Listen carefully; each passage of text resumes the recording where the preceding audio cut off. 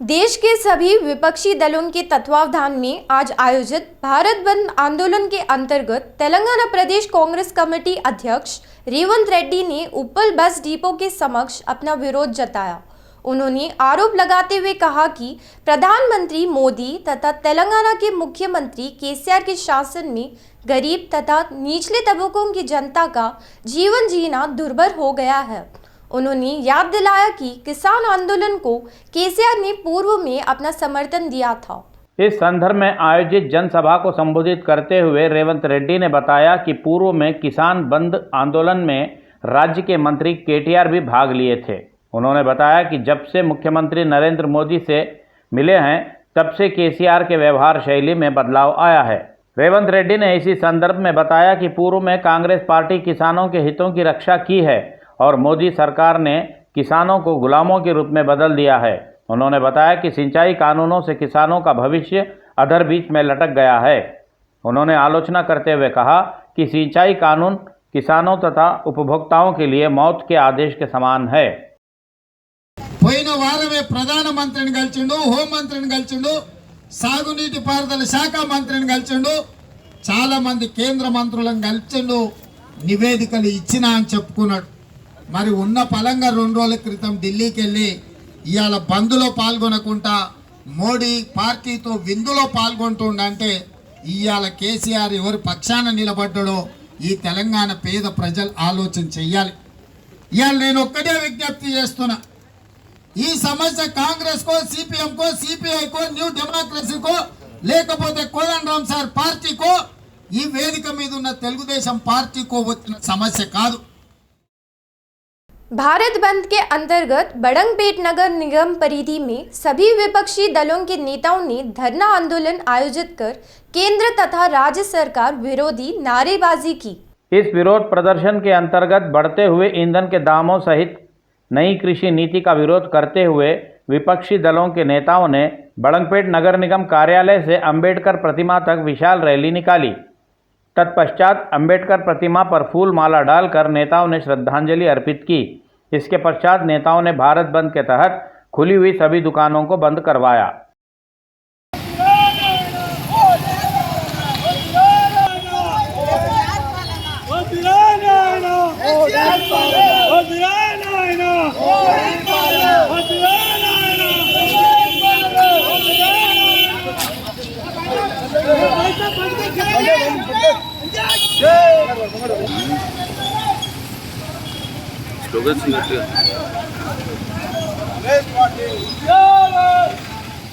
राज्य भर में टीआरएस पार्टी के नए कमेटियों के गठन की समय सीमा तय कर दी, जिससे कई डिवीजनों में टीआरएस पार्टी की नई कमेटियों का गठन किया गया।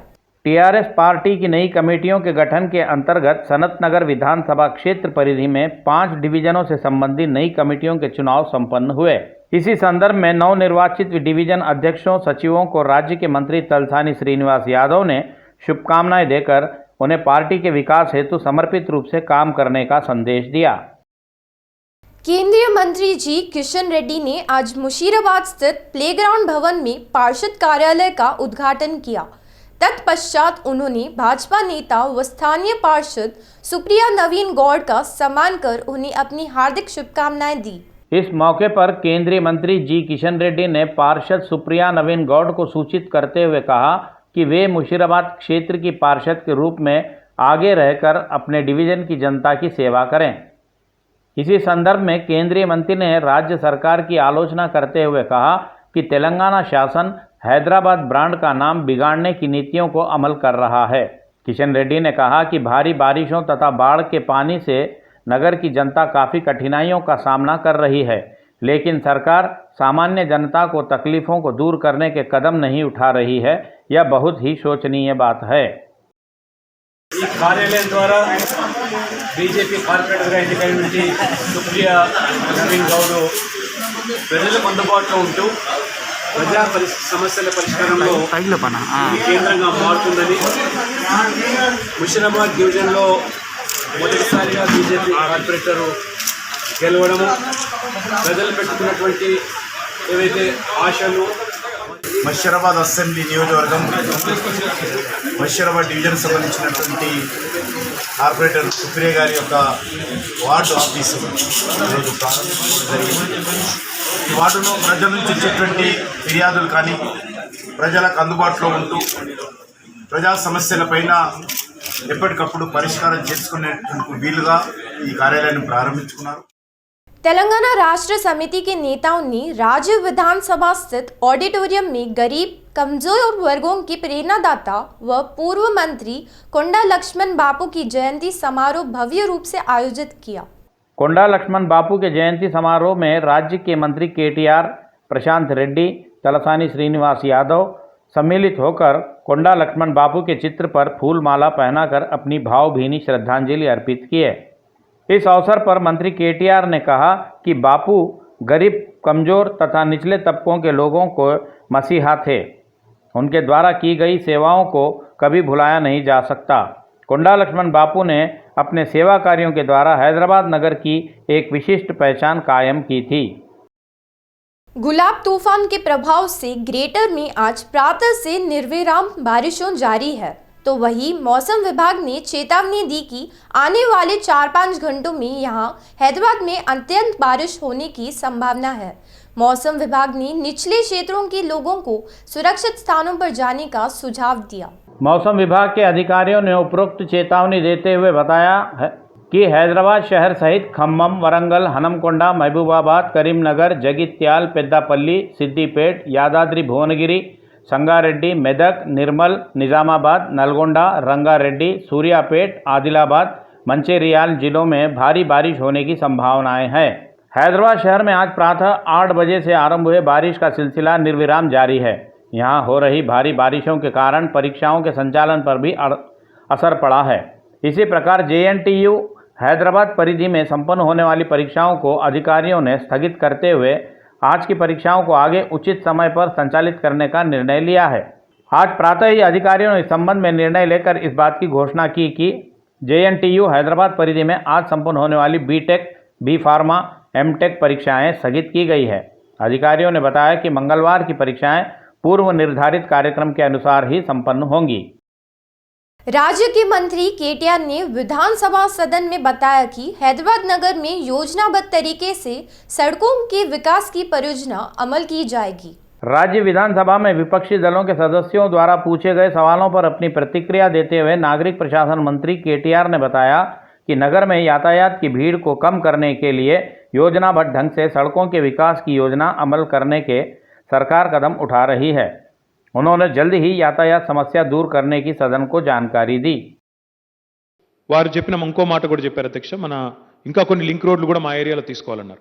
తప్పకుండా లింక్ రోడ్స్ ఎన్నైనా తీసుకోవడానికి this government is all for addition of roads అధ్యక్ష, creation of new infrastructure, addition of roads. ఎందుకంటే ఒక రోడ్ యాడ్ చేయడం వల్ల ఎకనామిక్ యాక్టివిటీ పెరుగుతుంది, ఒక రోడ్ యాడ్ చేయడం వల్ల నగరం యొక్క ట్రాఫిక్ కంజెషన్ తగ్గుతుంది, ప్రజల సమయం మరి సేవ్ అవుతుంది, దాంతోపాటు ప్రజలకు కూడా మరి మెరుగైన జీవన ప్రమాణాలు లభించే అవకాశం ఉంటుంది. సుధీర్ రెడ్డి గారు ఎల్బీ నగర్, బైరామల్గూడ, నాగోల్ ప్రాంతంలో జరిగిన ఫ్లైఓవర్స్ గురించి చెప్పారు అధ్యక్ష. అవన్నీ కూడా దాదాపు 450 కోట్ల రూపాయలతో ఒక్క ఎల్బీ నగర్ నియోజకవర్గంలోనే SRDPలో చాలా పెద్ద ఎత్తున కార్యక్రమాలు తీసుకున్నాం అధ్యక్ష. వారు నాలాల గురించి ప్రస్తావించారు. आज विपक्षी दलों के भारत बंद के अंतर्गत यहां हयात नगर में तनाव फैल गया। यहां अपना विरोध प्रकट करने आए भाकपा नेता चाडा वेंकट रेड्डी, TJS के नेता कोदंडराम सहित कांग्रेस के नेताओं को पुलिस ने रोक दिया। विपक्षी दलों के इन नेताओं को पुलिस द्वारा रोक दिए जाने से हयात नगर क्षेत्र में अचानक तनाव की स्थिति बन गई। यहां पुलिस तथा नेताओं के बीच धक्का मुक्की चली। इस दौरान पुलिस ने भाकपा नेता चाड़ा वेंकट रेड्डी, जन समिति के नेता प्रोफेसर कोदंडराम सहित आंदोलन में शामिल कांग्रेस तथा अन्य दलों के नेताओं कार्यकर्ताओं को गिरफ्तार कर लिया। अपनी गिरफ्तारी का विरोध जताते हुए चाड़ा वेंकट रेड्डी ने कहा कि TRS सरकार की यह दमनकारी नीति है। हम शांतिपूर्ण ढंग से आंदोलन किए हैं तो हमें जबरदस्ती गिरफ्तार किया गया है। उन्होंने पुलिस के व्यवहार शैली की भी इस संबंध में आलोचना की।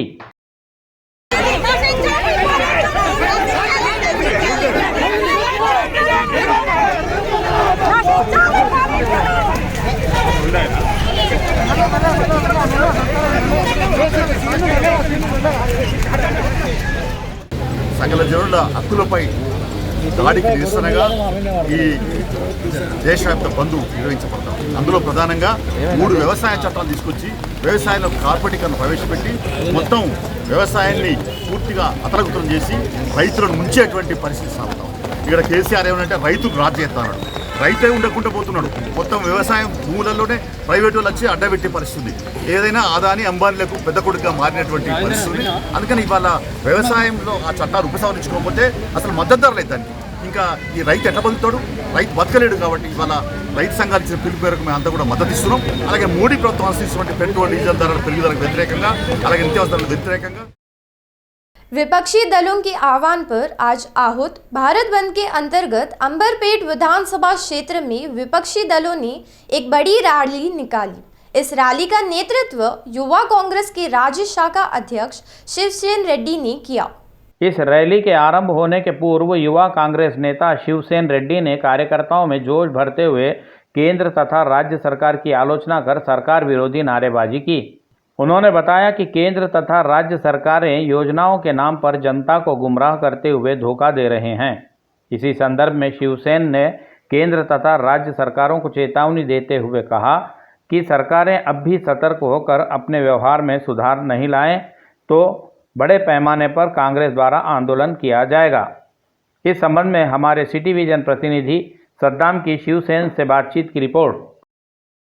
బంద్ కారణంగా ఈ రోజు వర్షం పడుతున్నా కానీ ఇక్కడ ఉన్నటువంటి ప్రతిపక్ష నాయకులు ఇక్కడ భారీ ర్యాలీ నిర్వహించి అంబర్పేటలో అన్ని దుకాణాలను బంద్ చేయిస్తున్నారు. ఇక్కడ మనతో పాటు శివసేన రెడ్డి రాష్ట్ర అధ్యక్షుడు, యూత్ కాంగ్రెస్ రాష్ట్ర అధ్యక్షుడు శివసేన రెడ్డి గారు కూడా ఉన్నారు. వారిని అడిగి తెలుసుకుందాం. ఈ రోజు జాతీయ భారతదేశ వ్యాప్తంగా ఈ రోజు బంద్ను పిలుపునిచ్చిండ్రు. ప్రజలందరూ స్వచ్ఛందంగా ఈ రోజు బంద్లో పాల్గొన్నారు. అంటే ఈ రోజు బీజేపీ చేస్తున్న అక్రమాలను ఏ రోజు కూడా ప్రజలు సహించరన్న విషయాన్ని ఈ రోజు మద్దతుగా ప్రజలందరూ ఈ రోజు కాంగ్రెస్ పార్టీతో సహా అన్ని సిపిఎం, సిపిఐ అన్ని పార్టీలు మద్దతుగా ఈ రోజు విజయవంతం బంద్ చేస్తారు. ఒకవేళ రాబోయే రోజుల్లో యూపీఐ మరియు రాష్ట్ర ప్రభుత్వాలు మొండి వైఖరి విడిచిపెట్టడానికి వస్తే రాబోయే రోజుల్లో ఎలాంటి కార్యాచరణ ఉంటుంది?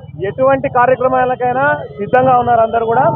ఇటువంటి అరెస్టులు, అక్రమాలు ప్రజలు సహించే పరిస్థితిలో లేరు అని తెలియజేస్తా ఉన్నారు. మొత్తానికి మనం చూడవచ్చు, ఇలాంటి భారీగా ర్యాలీ నిర్వహిస్తున్నారు.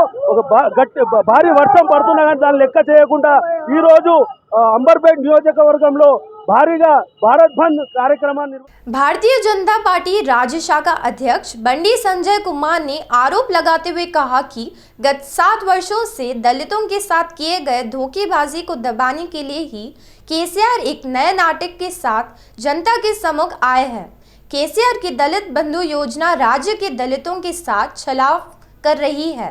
भारतीय जनता पार्टी राज्य शाखा अध्यक्ष बंडी संजय कुमार ने मुख्यमंत्री केसीआर को पत्र लिखकर कहा कि दलित बंधु योजना के संपूर्ण तेलंगाना राज्य में अमल करें। साथ ही उन्होंने यह भी कहा कि वर्ष 2014 तथा 2018 के चुनावों के संदर्भ में दलितों को जो आश्वासन टीआरएस पार्टी ने दिए हैं उन्हें भी पूर्ण करने का आग्रह किया। बंडी संजय ने कहा कि केसीआर द्वारा हाल ही में घोषित दलित बंधु योजना हुजूराबाद उपचुनाव को ध्यान में रखकर ही की गई है। उन्होंने बताया कि दलित बंधु योजना केवल हुजूराबाद तथा अन्य 4 निर्वाचन क्षेत्रों के 4 मंडलों तक ही सीमित है। इस संबंध में केसीआर ने पहले ही निर्णय ले लिया है। भाजपा प्रदेश अध्यक्ष बंडी संजय कुमार ने कहा कि यदि केसीआर में दलितों के प्रति सच्ची श्रद्धा है तो वे इस योजना को पूरे राज्य में लागू करें।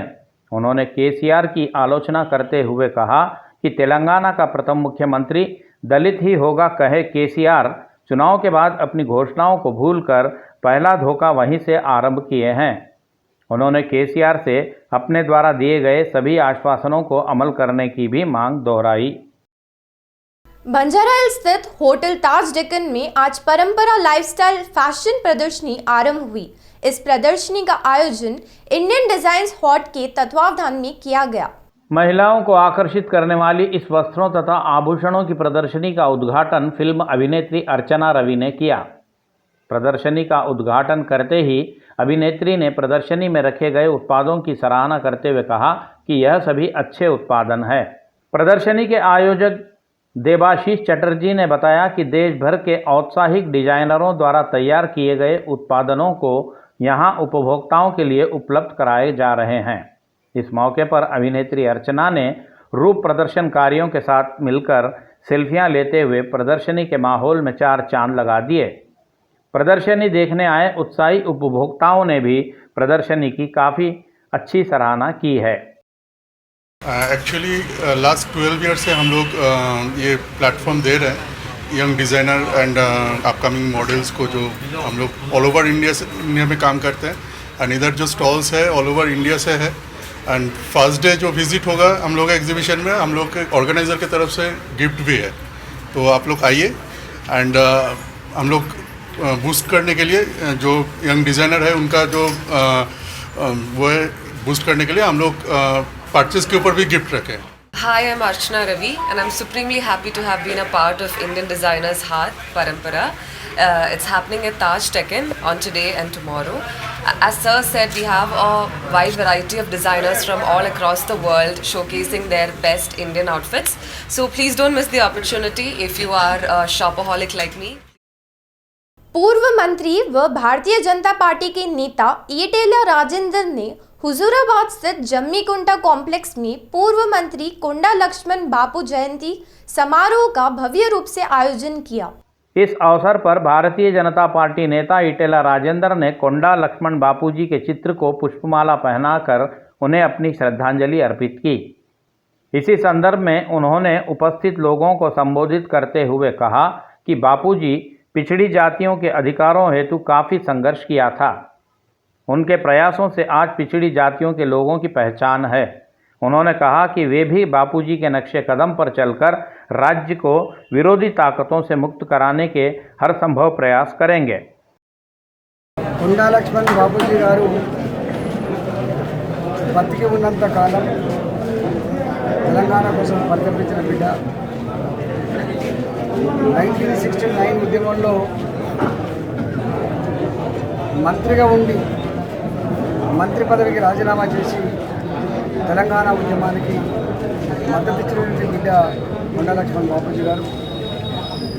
కొండా లక్ష్మణ్ బాపూజీ గారు తెలంగాణ ఏర్పడాలి, ఏర్పడ్డ తెలంగాణలో ప్రజలందరూ కూడా చల్లగా జీవించే భాగ్యం కలగాలి, పిల్లలకు ఉద్యోగాలు రావాలి, అంతరాలు తొలగిపోవాలి, ఆకలి కేకలు లేని, ఆత్మహత్యలు లేని